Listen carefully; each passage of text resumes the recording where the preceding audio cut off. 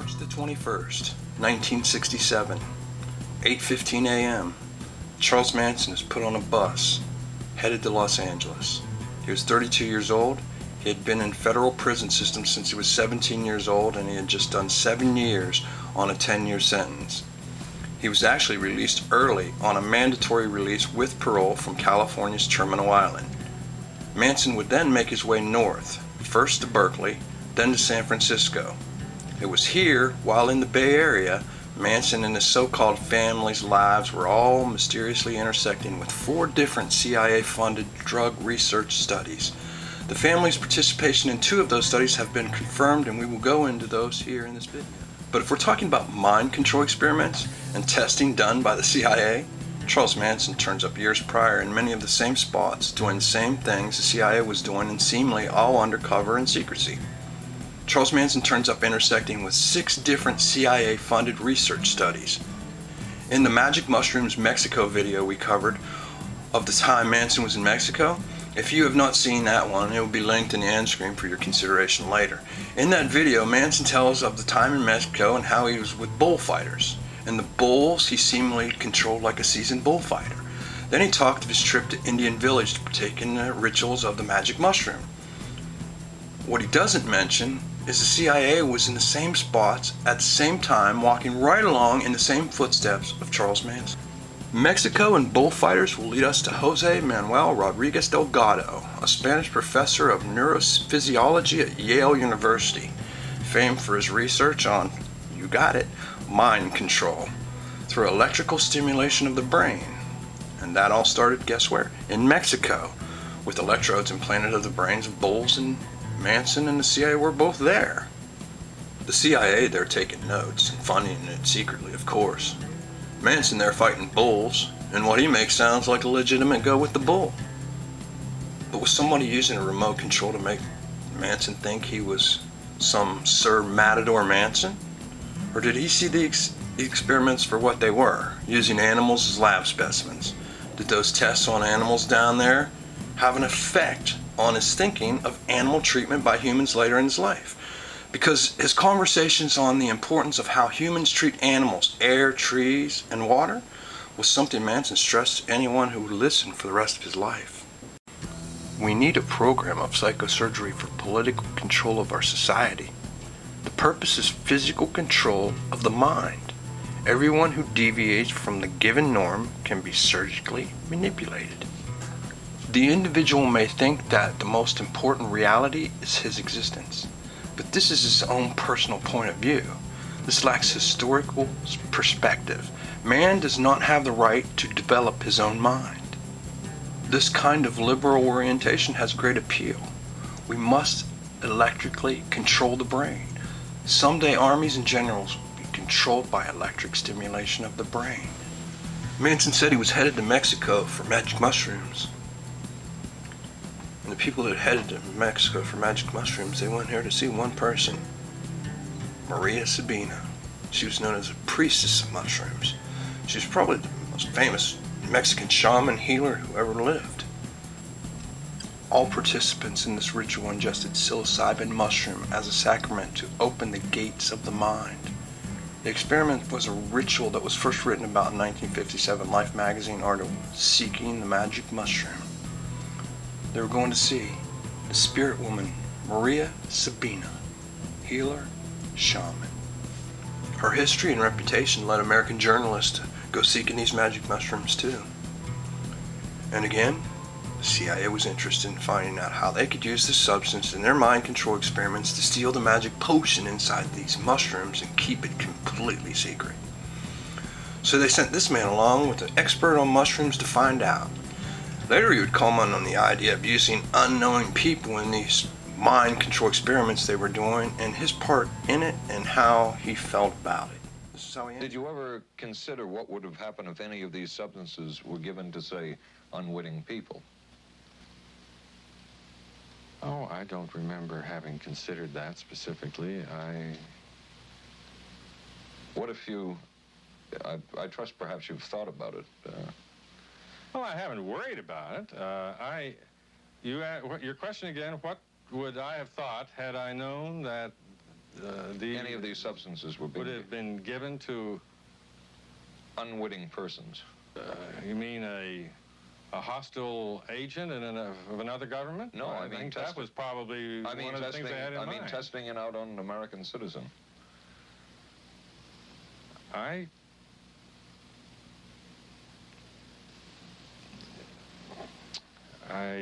guess I must seem very, very cold-blooded about this, but I don't recall ever having been very much preoccupied with that issue. I think the best answer to that is that they were looking for fundamental information on compounds that would be capable of causing changes in behavior, changes in mental attitude. The CIA began to push their chemists to create new and aggressive formulas that could be used in mind control to truth serums.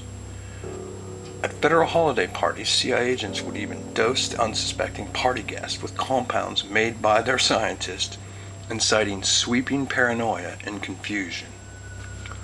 The CIA dosed visitors of a San Francisco brothel unexpectedly, then locking them in a room, recording their reactions behind a two-way mirror. MKUltra had a broad scope, with 80 institutions, 44 colleges and universities taking part. With top-level secrecy it was granted. Then most of the files destroyed. Little is known about the true impact of the project. However, it is now regarded as illegal. The CIA operations in Mexico were funded by Naval Research, Science and Technology, and also the Air Force Research Laboratory. If you've ever listened to Manson talk in interviews or letters, you might notice a pattern with him. He will frequently bring up the U.S. Navy or other branches of the U.S. military as if he served time there. He will also mention World War II quite frequently, talking of his grandfathers and graveyards he honors. There's been several times he would even mention in the motives of the crimes, we were trying to stop the war in Vietnam. When Manson would talk of these subjects, most times the interviewers would treat him as if he was some crazed lunatic or totally disregard and ignore what he was saying. They would usually play the crazed cult leader card on Manson and his lack of credibility when they didn't have any answer for what he was saying, like here in this clip with the prosecuting attorney, Vincent Bugliosi. We were talking about there's been some claims that Manson went back that night after the carnage. Can you tell me your view on that? Yeah, Manson said that in a book that he co-wrote. He said he went back there with someone else, and he didn't say who that person was, refuses to say who that person was. And the reason he refuses to say is that no such person exists. Apart from the fact that Manson has no credibility whatsoever when he says anything, the story is preposterous on its face. Absolutely preposterous. The very reason why Manson got these people to kill for him is he thought in his mind he would be helping to immunize himself from criminal responsibility, get other people to kill for him. And in point of fact, it was more difficult to convict Manson because he was not physically at the scene. Now, knowing, because he briefed the killers when they got back to Spawn Ranch, knowing that these victims were screaming out into the night for their lives, he had to know there was a great chance that soon thereafter police would be swarming all over the premises.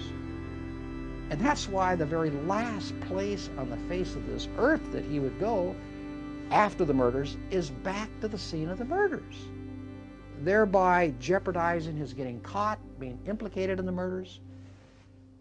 And for what? To make it even more crazy. What's the allegation? You tell me, then I'll address myself. That he went back there to do what? To move the glasses or something? No, but they've said that what is Sharon Tate's blood doing on the front steps if she was murdered in the living room and her body was not moved later? If Manson is telling you he went back to the murder scene that night, I'd believe him. And if he said he took a dude with him, he probably most likely did just that. Bugliosi just had no answer because his hands are tied. His part in this allowed him to create the story of the Manson family, and they're the murderers. That's it. Even if sometimes the facts get in the way of the truth. It's worse than a fairy tale. It's a fairy tale. It's a comedy. It's a comedy tragedy opera that was played in the early morning. Come on, Charles. It was sickening. Office Space Shaman. You know, well, that's what the DA gave you for reality. Okay. He stood in the courtroom and said, this man did this and this man did that, and you all believed it. I'll explain something to you. Tex took the witness stand, and this is record, and he said, I don't know whether I'm Charlie Manson or my mother. Tex didn't have his own mind one way or the other. He was balanced back and forward because I had already took his mind in another game down the road that I was playing with some Hell's Angels that you don't know nothing about, and you probably never will know nothing about it because you would have to know those people to get in that thought, see? But there's different colors on different people's backs doing different things. It's a different world. I love the world I live in too, just like Reagan loves the world he lives in. In 1967, in the Bay Area, Charles Manson would be in very close proximity to the CIA and their agents. Manson's parole officer, he was a Berkeley doctoral student named Roger Smith, who was part of a federally funded program himself, researching LSD and drug use among San Francisco's population. His position as a parole officer allowed Smith to provide an element of immunity to his unwitting subjects. Smith was in charge of around 42 parolees when he and Manson first met in Chicago, but in 1967, Manson became his only subject. He still had the power to send Manson back to prison for violating the terms of his parole at any time for any reason, but Smith never reported Manson, and he had numerous infractions where he not only could have, but should have. He actually got Manson out of several arrests, some of them major, as on one occasion where Manson was arrested for interfering and assaulting a police officer, and Roger got him off after only like 10 days in jail. It was also Roger who was there to meet Manson in Laredo, Texas, after his export from Mexico. It was also Roger who was there on Manson's behalf after the Spawn Ranch raid. And then days later, when arrested for cultivating marijuana, it was Roger who was there for Manson again. We wanted to be free, not just of economic cost, but also free of prejudice and free of bureaucracy. It was a much more forward way of thinking. Dr. David Smith. David Smith, no relation to Roger, was a medical doctor with pharmacology experience. He was also the founder of the free clinic in San Francisco and Haight-Ashbury district. In exchange for federal funding, of course, courtesy of the CIA probably, the pair David and Roger researched recreational drug use amongst their patients, the hippies. When Manson decided to leave San Francisco for Los Angeles in late 1968, Roger Smith couldn't stop him. But an assistant researcher at the clinic, posing as a hippie by the name of Alan Rose, went as far as to visit the Manson family at Spawn Ranch, where he too openly took drugs and participated in the bizarre sexual orgies, and after 4 months of so-called research, returned to San Francisco. In 1970, Alan Rose, David Smith co-authored the first study of the Manson family called The Group Marriage Commune, a case study. Jolyon West, a.k.a. Jolly West. West worked directly under and answered to the CIA chemist Sidney Gottlieb. West had an office in the Victorian building that housed the free clinic on Haight and Ashbury. The CIA's method of operation was always to exploit medical research organizations that needed money and space like this free clinic. Then they collaborated with other organizations like the National Institute of Mental Health to use all the organization as fronts for its secret research. West was one of the agents who set up these fronts and safe houses all over San Francisco. One was in a refitted, dilapidated Victorian home near the Haight-Ashbury Free Medical Clinic and served as a fake hippie crash pad, employed to study drug addiction and homeless, really. Another was a fake brothel with two-way mirrors to watch in on unknown participants. Sometimes they would even give them LSD and lock the doors. West was active in studying the creation and management of cults. West's work on brainwashing techniques allowed him to exonerate U.S. servicemen under suspicion of treason for making false confessions during the Korean War era. This brought him to the attention of the CIA. He pioneered research into the use and abuse of LSD.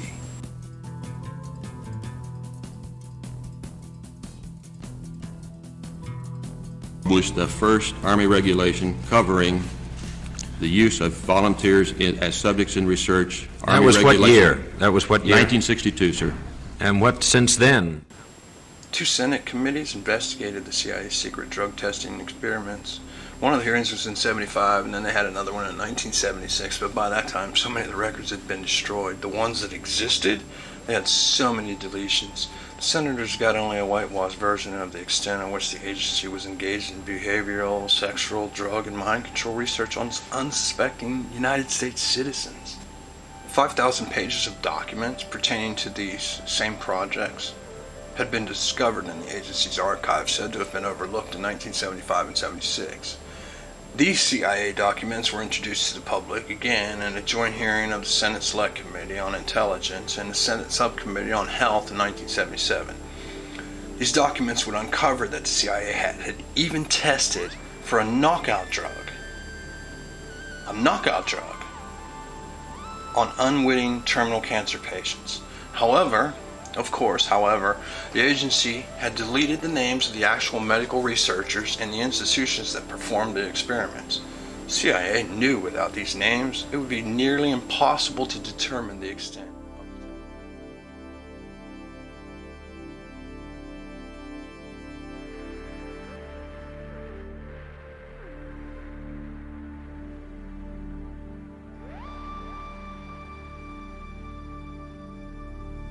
We are not professing to tell you the complete story of these activities.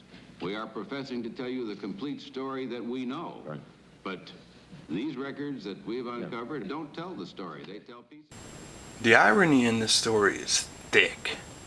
And then I hear Bugliosi mention in his best-selling book, Helter Skelter, about Manson, talking to his family, wanting to take LSD and put it in the reservoir water system of Los Angeles. That's funny. Because again, this was exactly the same thing the CIA was talking about doing. It was one of the first times that anybody had run into a powerful drug that was different than anything else that they knew anything about. Disable a whole city by putting a very small amount on a water supply. After all of these years of us, those of us who were involved in looking for this secret drug, this was the only thing that began to look for the first time like it might be something like that. If you wanted to be in a line of work where you could say, get away with murder, wanted to be a hitman maybe, the CIA was one of those undercover secret organizations where you could actually do that kind of work. The CIA then is where you got to perform most diabolical experiments on other human beings and have absolutely no conscience at all for it. All this information would lead me to believe Bugliosi actually knew more of the story of Manson than he wrote about in Helter Skelter, because later he would write of the Kennedy assassination, and in that book he used some of the same information he was aware of about the CIA, certainly from the Manson. Bugliosi knew Charles Manson was a secret agent of death under the cover of 6 different CIA experiments. He was always bailed out, and he was never really on parole. However, he did have a date when his undercover mission of death would end, and that date was December the 24th, 1969. That was the date his parole ended. And more irony, because that was the same day he became the mind-controlling, LSD-pushing cult leader Charles Manson to the worldwide audience. This video was said to have been one of the closest reproductions of what one sees on an LSD trip.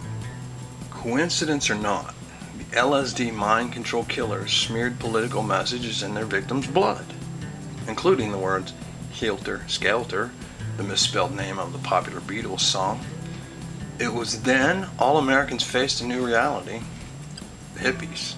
They're suddenly the poster child of evil and horror. The U.S. government had on many occasions already proclaimed its distrust and dislike of the hippies, who were all too communist, leftist, anti-racist, free love, anti-Christ, nature-loving, drug-addicted, and way too feminist. The widely publicized Manson and his Helter Skelter spectacle would be the final nail in the coffin of the hippies, and public opinion aligned accordingly to what they wanted them to believe.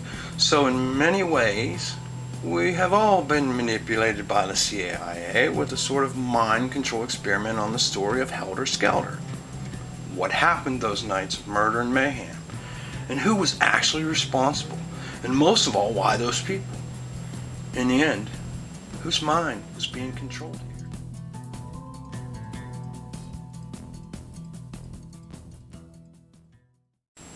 American scientist Sidney Gottlieb, the head of the CIA's secret drug testing program, Project MK Ultra.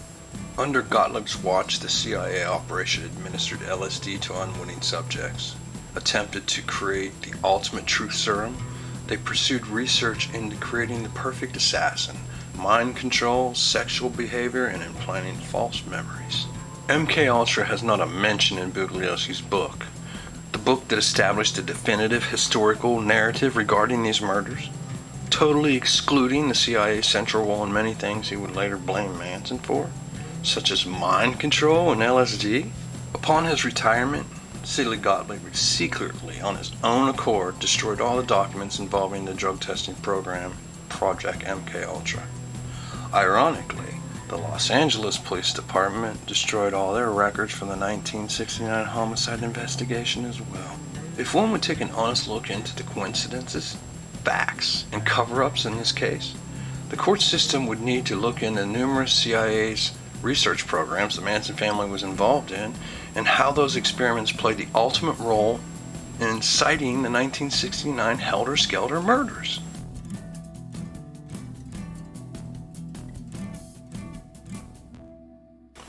Shortly before his death, he would sum up his life by saying, and I quote here, "It's been fun, fun, fun.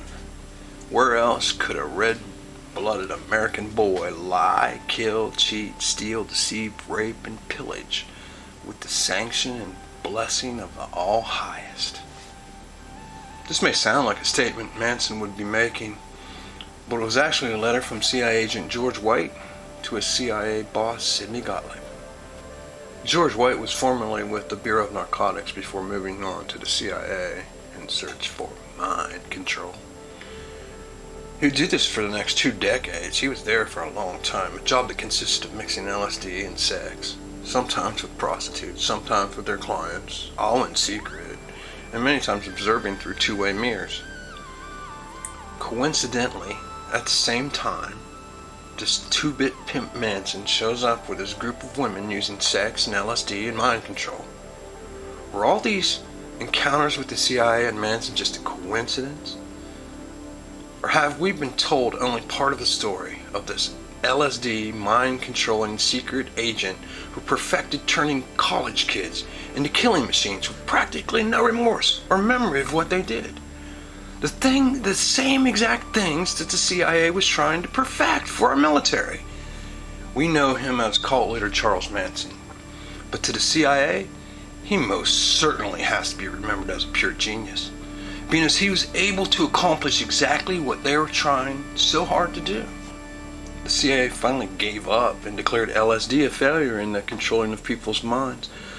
But if you read about Manson's part of those LSD experiments in Helter Skelter, it only confirms Manson was better than the United States government at the job of using LSD and mind control to make cold-blooded killers out of college kids and destroy the hippie movement in less than 23 months.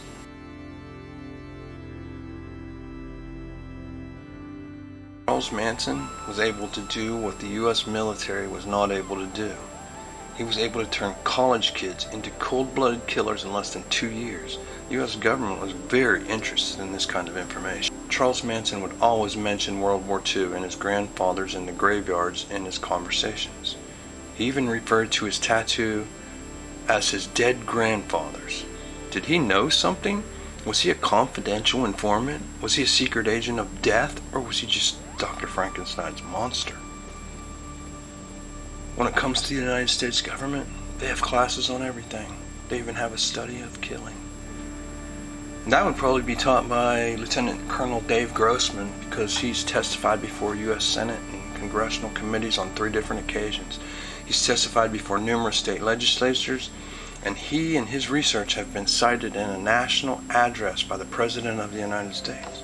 Lieutenant Colonel Dave Grossman is an internationally recognized scholar, author, soldier, and speaker who is one of the world's foremost experts in the field of human aggression and the roots of violence and violent crime.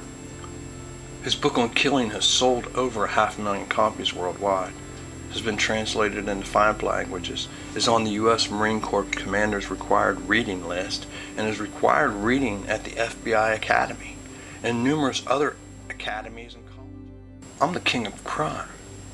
I'm the criminal. I'm the juvenile delinquent, the rebel, the outcast, the unwanted.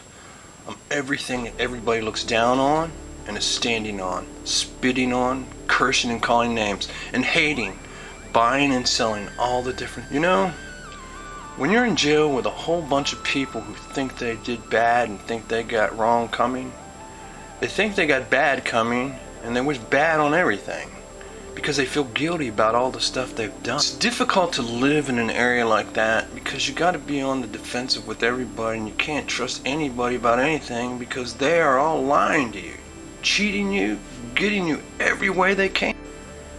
Asking me not to break the rules of society is like telling your kid not to eat candy because it's bad for him. The kid will continue to eat candy until you take it away or until you prove why he shouldn't.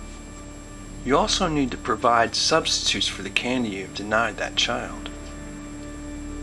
I was told often enough what was bad, but I was never given a substitute or an opportunity to try another world until I'd already become so defiant and twisted. No longer cared about someone else's right or wrong.